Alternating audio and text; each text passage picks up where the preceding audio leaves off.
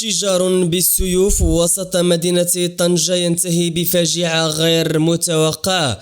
السلام عليكم مشاهدينا الكرام ومرحبا بكم في هذه النشرة الإخبارية العاجلة وهذه التفاصيل.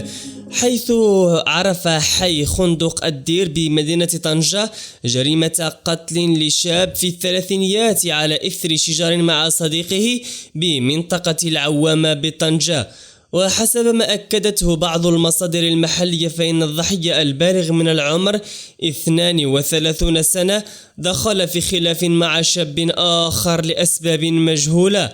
سرعان ما تطور إلى شجار استعملت فيه أسلحة بيضاء، وتلقى الضحية على إثره طعنات قاتلة ما تسبب له في نزيف حاد لفظ على إثره أنفاسه الأخيرة على متن سيارة الإسعاف وهو في طريقه إلى المستشفى.